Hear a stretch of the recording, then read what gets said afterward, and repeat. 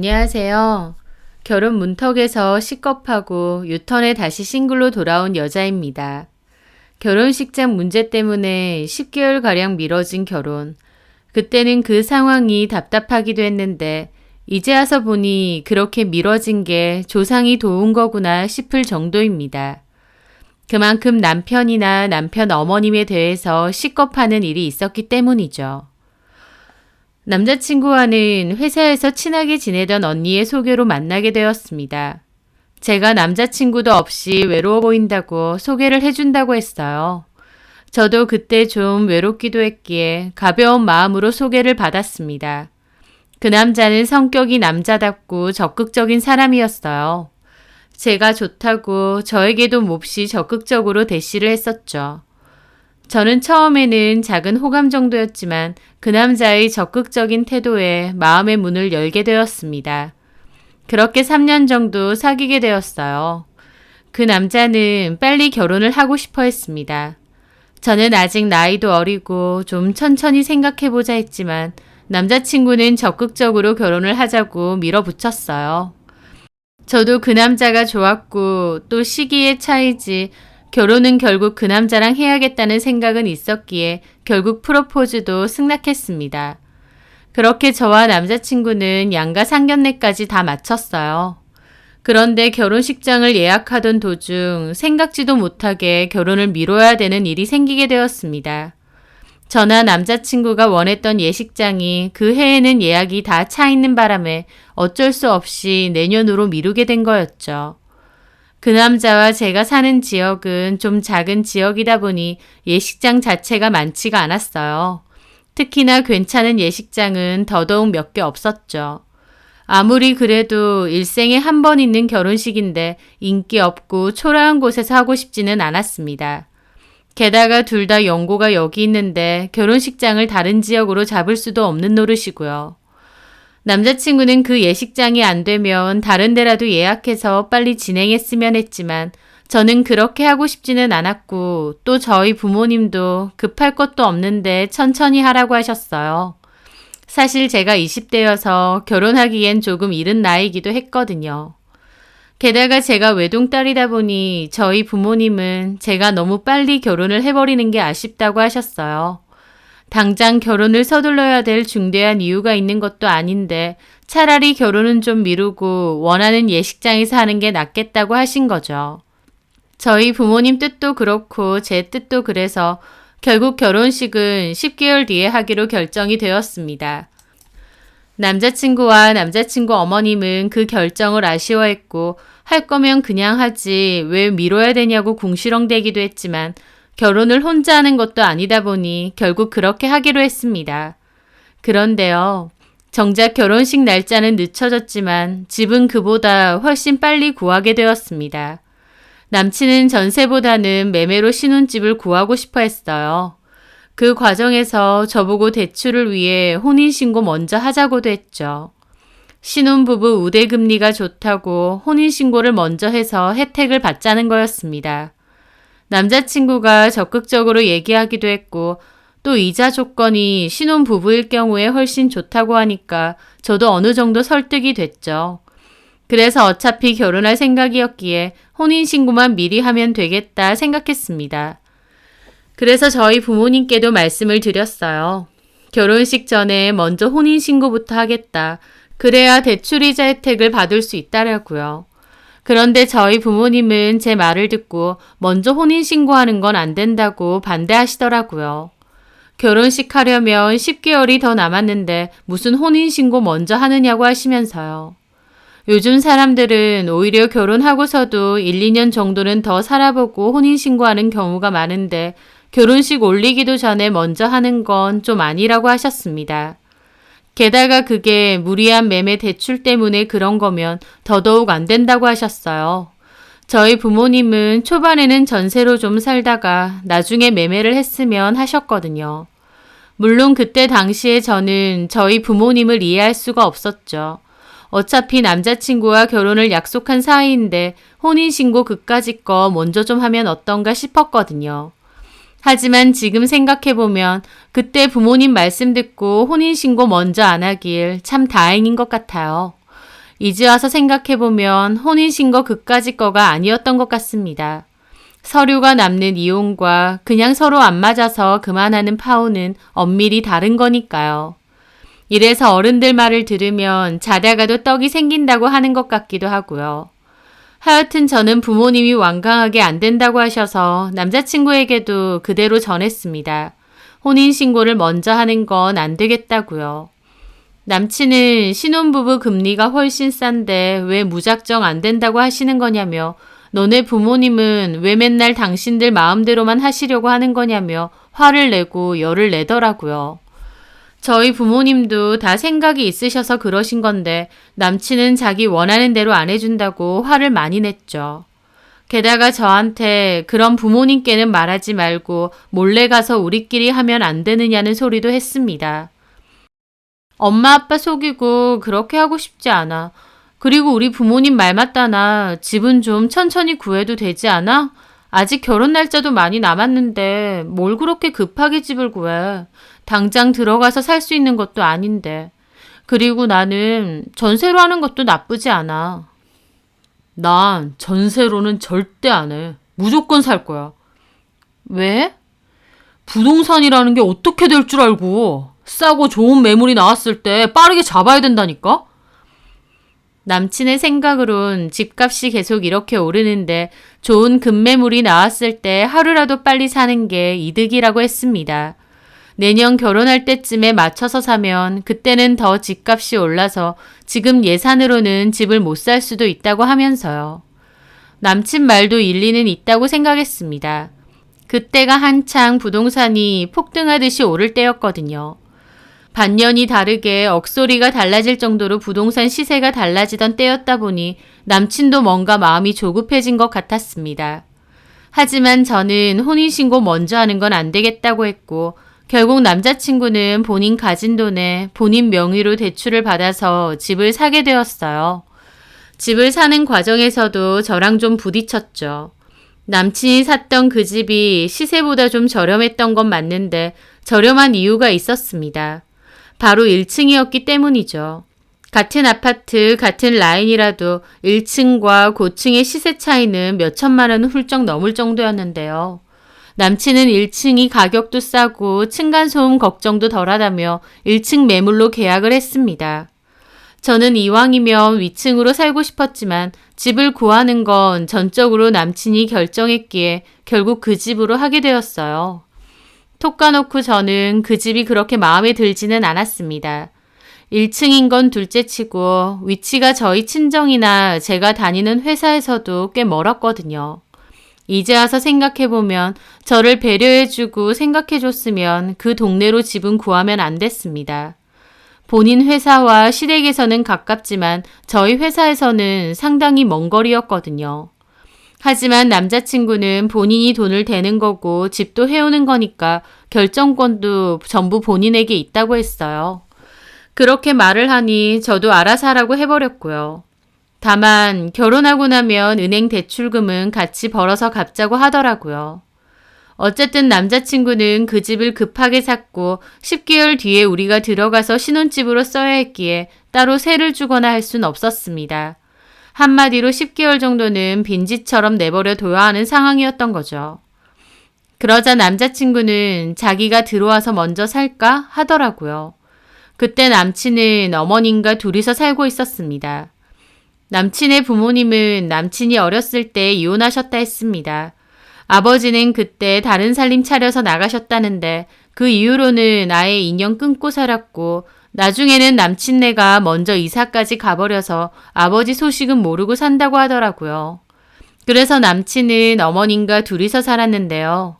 어머님 댁은 그 옆 동네였고 작은 평수의 오래된 빌라였습니다. 남친은 아파트도 구했는데 이대로 비워두긴 아깝다며 자기 먼저 들어와서 살겠다고 하더라고요. 그러면서 이불하고 책상, 노트북 정도 들고 와서 혼자서 지냈습니다. 그런데 아무래도 살아보니 살림살이가 없어서 불편했나 보더라고요. 자꾸만 저한테 혼수 좀 미리 해서 다 채워 넣자고 하는 겁니다. 집을 남친이 했기 때문에 혼수는 제가 하기로 한 건 맞는데요.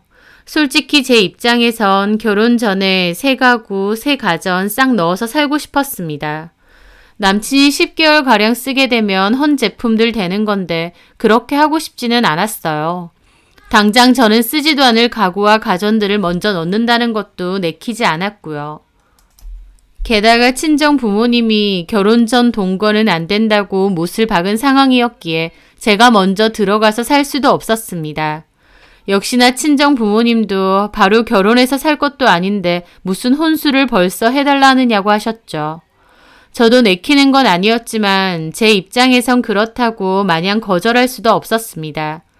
혼인신고하자는 걸 한번 거절한 적이 있었으니까요. 남친 역시 혼수 중 일부라도 안 되면 침대라도 미리 해주라고 계속 요구했기에 고민하다가 침대 정도만 미리 사서 넣기로 했어요. 남친도 맨바닥에서 자니 허리가 너무 아프다고 해서 다른 건 둘째치고 침대만이라도 해달라고 했거든요. 저도 신혼집인데 제 나름대로 신혼집 인테리어도 하고 싶고 가구나 가전도 제가 원하는 대로 세트로 맞추고 싶은 로망이 있었는데요. 남친이 하도 닥달을 하다 보니 침대만 적당한 걸로 따로 급하게 사서 보낸 거죠. 그리고 나머지는 본격적으로 결혼 준비할 때 내가 원하는 거 맞춰서 넣겠다고 했습니다. 남친도 알겠다고 했으면서 그 뒤에도 계속 심심하니까 TV도 해달라, 냉장고도 그냥 해달라, 세탁기도 해달라 계속 요구하는 겁니다. 저는 그럴 거면 그냥 결혼식 전까진 그 집 냅두고 원래처럼 본가 가서 지내라고 했어요. 본가에서 평생 살았고 집기들도 다 있는데 왜 굳이 신혼집에서 불편하게 사느냐고요.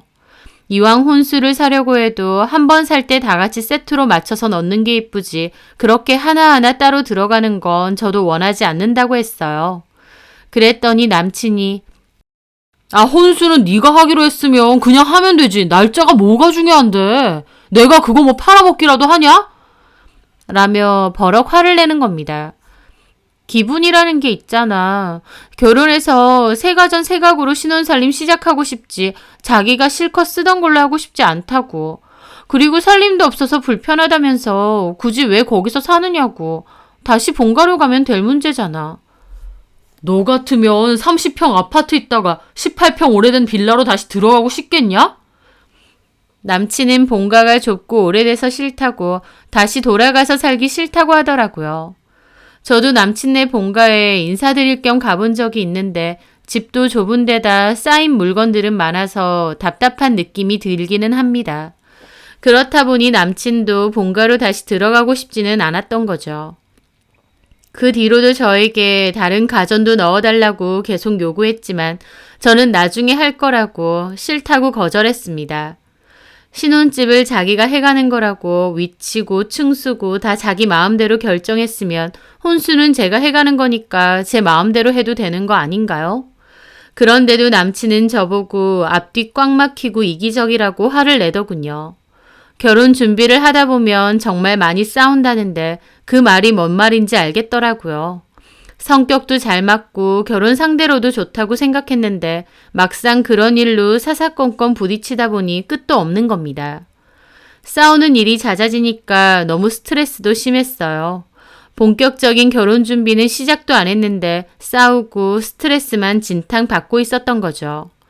그래서 이렇게 결혼 전부터 안 맞을 것 같으면 차라리 결혼이고 뭐고 다 때려치우자는 소리가 목구멍까지 나올 정도로 저희는 자주 싸웠습니다.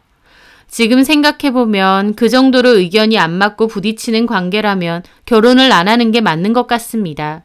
하지만 그때 당시에는 파혼까지는 생각 못하고 그냥 감정 소모만 하고 있었죠. 그러다가 결국 결정적으로 그 사건이 생겼습니다. 남자친구가 먼저 구했던 신혼집, 저는 그 집을 2번 정도밖에 가보지 않았어요. 계약할 때 1번, 침대 들어왔다고 했을 때 1번, 이렇게 2번이요. 일단 위치가 저희 집에서도 멀었고 회사에서도 멀었기 때문에 일부러 시간 내서 가지 않는 한은 안 가게 되더라고요. 또 그맘때는 자주 싸우는 통에 데이트도 잘 하지 않았고 만난다고 해도 밖에서 주로 만났다 보니까 더더욱 그 집까지 갈 일이 없었죠.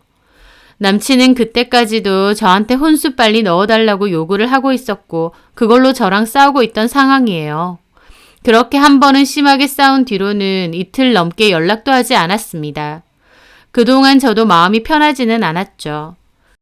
그래서 대화로 잘 풀어보자. 그리고 못 이기는 척 저렇게 필요하다고 하면 가전 몇 개만 먼저 드리자. 내가 양보하자 생각도 했습니다.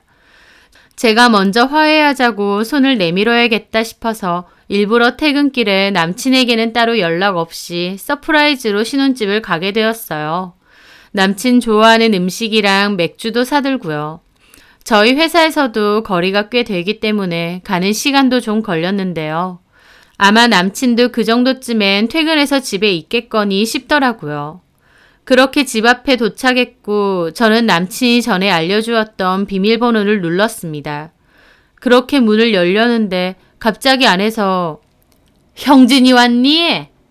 하는 소리가 들리는 겁니다. 깜짝 놀랐죠. 난데없이 어머님 목소리가 들리니까요. 그렇게 문을 열었는데 어머님도 아들이 아닌 제가 서 있으니까 깜짝 놀라시더라고요. 어머, 네가 갑자기 무슨 일이야? 안녕하세요. 저 잠깐 형진 씨랑 할 얘기 있어서 퇴근길에 잠깐 왔는데. 형진이 아직 안 왔는데? 저는 어정쩡하게 현관문을 열고 어머님을 보고 있었습니다. 어머님은 편한 실내복으로 입고 계셨고 얼굴에는 팩까지 하고 계셨어요. 이 집에 잠깐 놀러 온 게 아니라 계속 이 집에 사시는 것 같았죠. 도대체 어머님이 왜 여기 있으실까 싶어서 당황해서 서 있으니 어머님은 거기 뭐 하고 있어? 들어와! 하시더라고요. 그렇게 안으로 들어갔습니다. 그런데 오랜만에 와보니 집안 분위기가 많이 다르더라고요. 남친은 저한테 계속 TV랑 가전 사달라고 했지만 이미 집에는 TV도 있고 냉장고도 있고 온갖 세간살이가 다 들어있었습니다. 그런데 가만 보니 새 것들이 아니었어요. 어머님 댁에서 다 들고 온 것들이었으니까요. 그러니까 저도 모르는 사이에 어머님께서는 아예 이 집으로 이사를 하신 것 같았습니다. 저는 슬쩍 안방도 봤는데 제가 산 침대에는 어머님이 덮고 자시는 듯한 이불이 올려져 있었고 어머님 옷들도 옆에 있었어요. 남친은 아마도 작은 방에서 자는 듯한데 여전히 얇은 이불 깔고 자는 듯했고 제가 산 침대는 어머님이 쓰시는 듯했죠. 신혼집에 어머님이 들어와서 살고 계신다는 건 남친에게 아예 듣지도 못했고 오기 전까진 예상도 못한 일이었습니다. 당황스럽기도 하고 기분도 좋지 않았죠. 뭘 그렇게 둘러봐? 네? 아, 어머님 여기 아예 들어오신 거예요? 얘기 들어보니까 형진이가 혼수 먼저 해달라고 했는데 네가 안 해줬다면서? 아, 그건... 아니, 너도 웃기다 얘. 어차피 결혼할 거고 나중에 하나 지금 하나 뭔 상관이야. 형진이가 쓰면 뭐 얼마나 쓴다고. 뭐 헌살림들 쓰기 싫다 그랬다면서? 신혼이니까 새 살림으로 시작하고 싶어서요. 아이고, 다 쓸데없다. 그놈의 기분이 밥 먹여주니? 형진이가 하도 불편하다 하길래 결국 내가 우리 집에 있는 거 싹 들고 같이 들어왔다. 큰 집 비워둬서 뭐하니? 나라도 같이 살아야지. 네. 근데 못 들었어? 나 들어와 있는 거. 네. 저는 형진 씨한테 못 들었거든요. 제 말에 어머님은 삐딱한 얼굴로 저를 보시더라고요. 그래서 뭐 싫어? 아니요. 그런 게 아니라 좀 당황스러워서요. 당황스러울 것도 많다. 모르는 외간 여자가 사는 것도 아니고 남친 엄마가 와서 산다는데 참나. 어머님은 툴툴거리시더니 제가 들고 있는 걸 보시더라고요. 그건 뭐야? 뭐 먹을 거 사왔어? 아, 네. 형진 씨 좋아하는 건데. 말이 나와서 말인데 결혼하면 형진이 밥 좀 잘 챙겨줘라. 이런 포장 음식 같은 거 대충 먹이지 말고. 아, 네. 아니면 뭐 내가 아예 같이 살면서 해줘도 되는 거고. 어머님은 그렇게 스치듯이 말하시더니 화장실로 가시더라고요. 그 말을 듣고 저는 너무 벙쪘죠. 결혼 후에도 어머님이 같이 산다뇨. 그런 얘기는 일절 하지도 않았는데 이게 다 뭔가 싶었습니다. 저는 그렇게 어정쩡하게 앉아있다가 도저히 안 되겠다. 일단 그냥 가자 싶었어요. 그래서 어머님께 먼저 가보겠다고 했습니다. 왜? 형진이 오면 밥 먹고 가지. 아니에요, 어머님. 다음에 다시 연락하고 올게요. 저도 기분이 너무 안 좋고 더 있다가는 표정 관리를 못할 것 같더라고요. 그렇게 인사드리고 밖으로 나왔습니다. 문을 닫고 돌려는 찰나 마침 남친이 공동 현관으로 들어오고 있는 거예요. 그러더니 현관문 앞에 저를 보고 깜짝 놀라더군요. 뭐야? 여기 웬일이야? 저는 남친 얼굴을 보니 화가 나서 그냥 입 꾹 닫고 지나치려고 했습니다. 그런데 남친이 급하게 저를 붙잡더라고요. 어딜 가? 여기까지 왔으면서. 저는 감정을 억누르고 물어봤습니다. 우리 신혼집에 왜 어머님이 계신 거야? 나한테 그런 말 한 적 없잖아. 임시로 몇 달 동안만 와 계신 거지. 그것 때문에 표정이 그런 거야? 엄마랑 인사는 했어? 저는 대꾸하지 않았습니다. 그랬더니 남친은 그러게 내가 혼수 좀 사달라고 했잖아. 네가 안 사주니까 엄마가 결국 집에 있는 냉장고랑 세탁기 들고 오신 거 아니야. 나 살기 불편하다고. 그럼 어머님은 집안 살림 다 들고 오셔서 여기 사시다가 우리 결혼하고 나면 저거 다 들고 다시 나가신단 말이야? 그렇게 해야지. 확실하게 얘기 안 된 거지? 말씀드리면 되지. 그때 돼서 다시 나가라고 말씀드리면 어머님이 순순히 나가셔? 어머님이 그때 돼서 나가기 싫다고 그냥 같이 살자고 하시면 어떻게 할 거야? 아까도 지나가는 말로 그냥 내가 살면서 밥 해주면 되지 하시던데. 내가 알아서 해. 때 되면 엄마한테 다시 원래 집으로 돌아가시라고 할 거야. 그걸 어떻게 믿어? 그리고 그렇게 한다고 쳐도 왜 괜히 이사 비용까지 들여야 돼? 2번이나? 이사 비용이 적은 돈도 아니고. 저는 도저히 남친 행동도 남친 어머님의 행동도 상식적으로 이해가 안 되더라고요. 집안 살림이 없어서 정 불편하면 남친만 혼자 자기 본가로 다시 돌아가서 결혼 전까지 살면 해결되는 문제잖아요. 근데 왜 어머님이 본인 집안 살림까지 다 챙겨들고 이사까지 와서 여기서 사신다는 건가요? 톡 까놓고 남친은 나중에 어머님 보고 돌아가시라고 하겠다 했지만 제가 보기엔 전혀 아니었습니다. 그냥 이대로 어머님도 같이 살게끔 하려는 심산이었어요. 그냥 몸만 오신 것도 아니고 온갖 살림을 다 들고 오셨는데 어떻게 다시 가시라고 말씀을 드리겠나요? 남친하고 저하고 미리 얘기가 된 것도 아니었고 일방적으로 은근슬쩍 합가를 하려는 눈치가 다 보인 거죠. 저는 그런 남친의 태도에 질려서 화를 냈고 남친도 저보고 여기 자기 집인데 하나부터 10까지 다 너한테 맞춰야 되냐며 큰 소리를 내더라고요. 그렇게 남친과 저는 큰 소리가 났고 화가 난 저는 소리쳤죠. 나 그냥 이 결혼 안 할게. 툭하면 이 집 네 거라고 그러는데 그럼 이 집에서 너네 엄마랑 둘이 살아. 대신 내가 사준 침대 나는 한번 누워본 적도 없으니까 침대값 계좌이체 시키고. 뭐라고? 진짜 이렇게 파토라도 내자는 거야? 그래. 자꾸 나보고 일방적이라고 하는데 진짜 일방적인 게 누군데. 너네 엄마 여기서 사는 거 언제까지 나한테 말도 안 하려고 했어? 이러고 결혼 때까지 그냥 뭉개려고 한 거야? 진짜 무섭다 무서워. 그 순간이었습니다.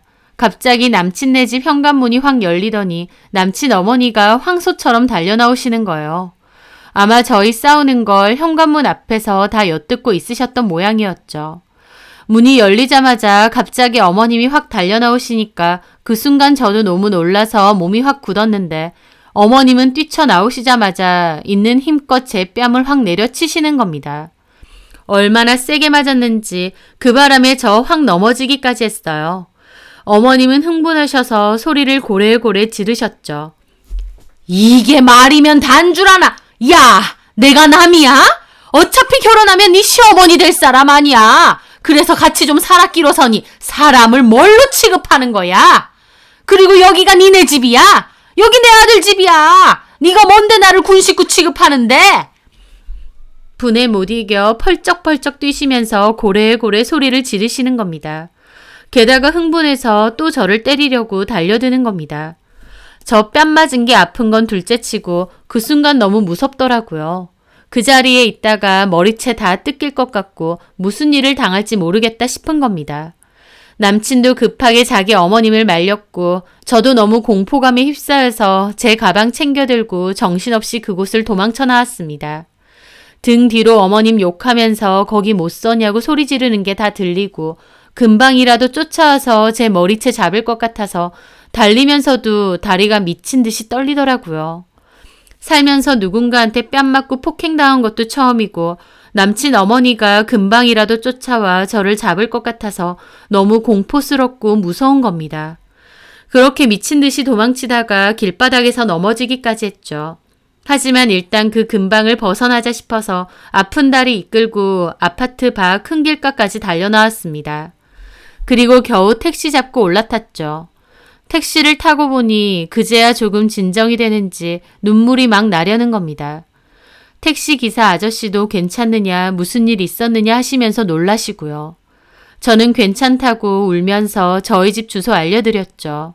뺨 맞은 것도 급하게 내려오다가 다리를 다친 것도 그제야 아프고 그 상황이 너무 무서워서 심장이 두근거렸습니다. 그렇게 집으로 돌아왔는데 저희 부모님이 제 몰골을 보고 기함을 하셨어요. 무슨 일이냐고 하셔서 저는 떨면서 있었던 일 다 말씀드렸고 저희 아빠 눈이 돌아가셨죠. 어디 남의 딸을 폭행하느냐고, 그 여자가 제정신이냐며 그것들 가만 안 둔다고 당장이라도 쫓아나가려고 하시는 거 엄마가 진정 좀 하라고 겨우 말리셨습니다. 저희 아빠가 너무 화가 나셔서 그대로 나가면 큰일 날 것 같았거든요. 제가 넘어지면서 발목을 접질러서 절뚝이니까 엄마는 일단 병원부터 가자고 하셨고 아빠 차 타고 병원부터 갔습니다. 뺨 맞은 거랑 발목 접지른 걸로 진단서도 끊었죠. 그러던 와중 남친에게서 전화가 왔고 아빠가 대신 받아서 받자마자 쌍욕을 하셨어요. 왜 너희 엄마는 남의 집 귀한 자식한테 손찌검 하느냐고, 절대 가만 안 있을 거라고요. 남친도 진짜 찌질한 게 아빠가 막 화를 내시니까 처음엔 죄송하다고 했던 것 같은데 나중엔 일방적으로 전화 확 끊어버렸다고 하더라고요. 아빠는 더 열받아서 저한테 너는 무슨 이딴 놈이랑 결혼한다고 한 거냐고, 사내 자식이 알만하다고 노발대발 화를 내셨죠. 저도 남친의 찌질한 대응에 정이 다 떨어졌고요. 그 뒤로 저는 아빠 손에 이끌려 남친 어머니한테 맞은 거 경찰서 가서 고소장까지 썼습니다. 화가 난 저희 엄마도 전화해서 따지니까 도리어 당당하게 따지시더군요. 제가 언제 때렸습니까? 증거 있어요? 하도 싸가지가 없어서 어른으로서 한마디 했더니 지가 지풀에 놀라서 도망가다가 그렇게 된 걸 왜 저한테 난리냐고요? 하면서 도리어 더 따지는 거였죠. 하지만 증거요. 얼마든지 있었습니다. 그 집이 1층이라서 1층 현관에는 엘리베이터 방향으로 CCTV가 있었거든요. 거기에 고스란히 그 아줌마의 폭행 장면도 다 녹화가 되어 있었죠. 왜 집 살 때는 1층을 마음대로 정했느냐고 했는데 결론적으로 1층을 고한 게 저한테 도움은 되었습니다.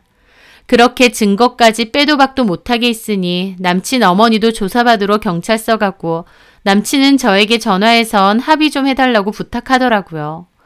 마음 같아선 저도 욕하고 폭행한 거 용서하기 싫었지만 저도 그 집 사람들하고 어떤 일로든 계속 엮이기도 싫더라고요. 그래서 침대값하고 합의금 달라 하고 고소 취하해 주기로 했습니다. 그렇게 남친은 침대값에 합의금 합쳐서 저한테 보냈고 저도 결국 고소 취하했습니다. 그리고 다시는 마주치지 말자고 했죠. 당연히 파혼했고 정신적으로도 너무 힘들더라고요. 폭행당했던 그 상황도 떠올리면 무섭고 은근슬쩍 합가하려고 한 남자친구의 본심도 이가 갈렸습니다. 파혼은 했지만 그래도 그 앙심은 꽤 오래 가더라고요. 하지만 시간이 더 지나고 오히려 가만히 다시 생각을 해보니 이런 게 조상이 도왔다고 하는 거구나 싶은 겁니다. 남친 어머님 성격이 좀 괄괄하시다는 건 알았지만 화난다고 바로 욕설하고 손찌검하는 정도인 줄은 꿈에도 몰랐어요. 아직 결혼도 전인데 저한테 그렇게 하실 정도면 결혼하고 며느리라도 됐으면 어떻게 됐을지 알만 하겠더라고요. 게다가 남친도 자기 원하는 대로 안 따라와주면 저한테 제멋대로라고 가스라이팅하고 또 저하고는 상의 한마디 없이 은근히 뭉개면서 합가하려고 하고 그런 행동들이 다 소름 끼치더라고요. 비록 뺨 맞고 경찰서까지 들락거리긴 했지만 차라리 그쯤에서 그만둔 게 다행이구나 싶기도 했습니다. 그렇게 저는 파혼을 했고 당분간은 남자 생각도 결혼 생각도 없어요. 다만 다음에 진짜 인연을 만나 결혼을 약속하게 된다면 천천히 그 사람과 그 사람 가족들도 파악하고 시간을 두고 결정할 겁니다. 급하게 먹으면 체한다는 말처럼 쫓기지도 말고 안 될 것 같으면 그냥 안 하면 된다는 마인드로 뭐든 천천히 결정하려고요. 다시 생각해도 질리는 파운 스토리긴 하지만 또 그만큼 저도 성숙해졌고 깨닫는 게 있다고 생각합니다. 제 사연 들어주셔서 감사합니다.